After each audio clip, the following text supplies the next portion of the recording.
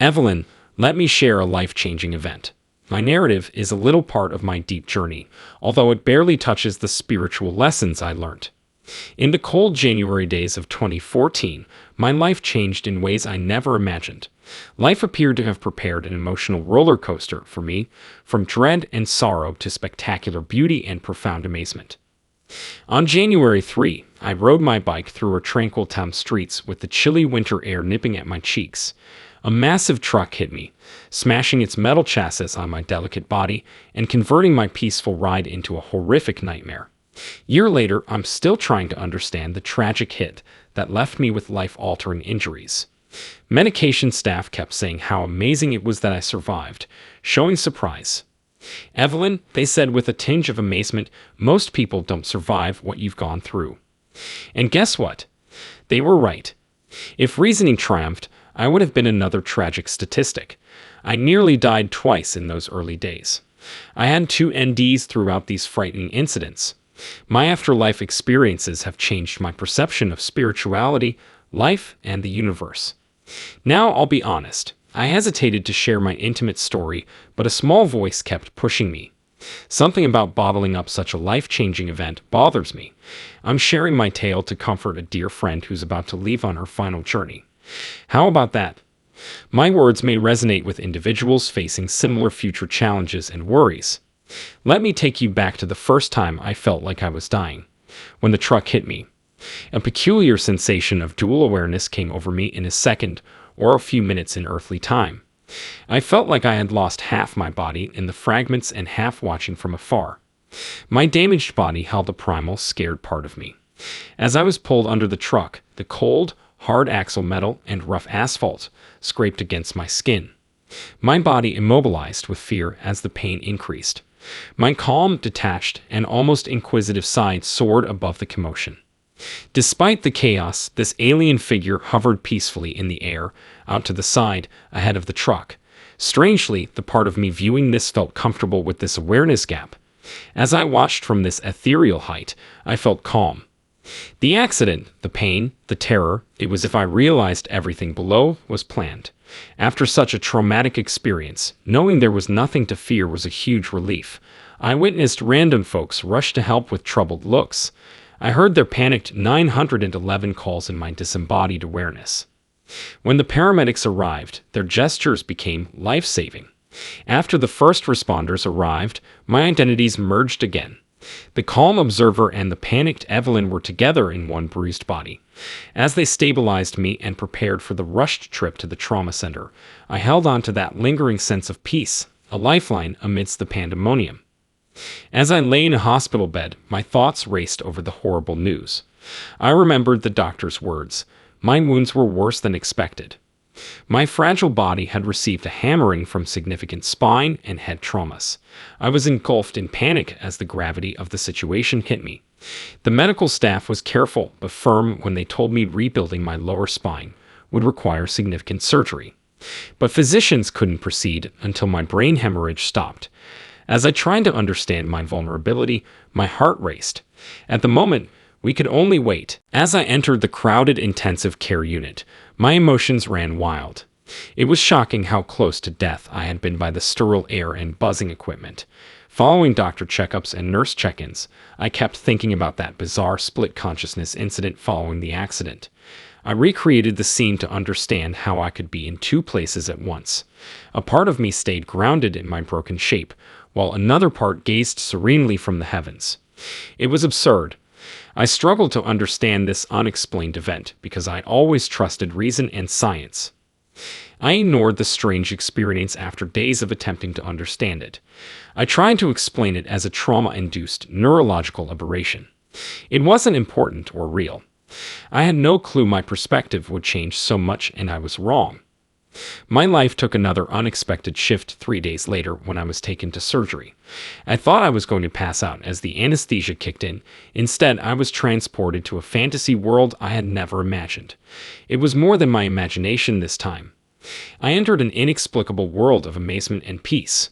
Colors were brighter, feelings stronger, the beauty around me was unmatched on Earth. I felt peaceful and loved, like the universe was surrounding me. I felt unimaginable love here. It seemed like reality, not just a vibe. This deep, genuine love permeated everything there. I felt more whole and happy than ever as I basked in its warm rays. As I marveled at my surroundings, a woman appeared. Despite never meeting, she welcomed me like a long-lost friend. She portrayed someone I could relate to, yet she was more. As we traveled the alien environment, our enigmatic guide revealed wisdom and long-lost truths. Her words penetrated my being with fresh and old knowledge. She imparted timeless lessons about living a meaningful life to maximize this planet. Time seemed to twist and grow as we chatted. It felt like she shared important insights for weeks or months. Even though the knowledge was astounding, I was captivated by every word. Every lesson from that everlasting dimension is still with me. My guide's mood changed. She told me to return to Earth with gentleness and sternness. Her words hit me hard. Tears fell as I begged to stay in this place of unconditional love and peace.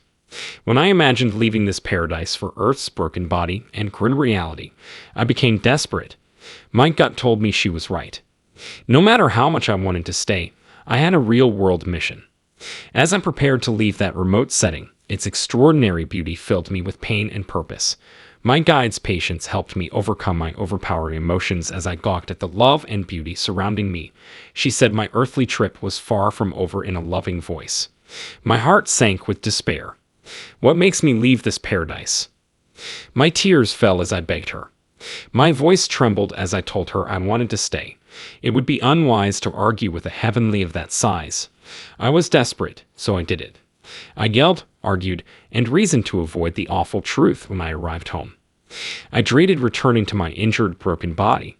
The pain, long rehabilitation, and future challenges were too much to bear. Leaving this paradise of pure love and peace crushed my heart.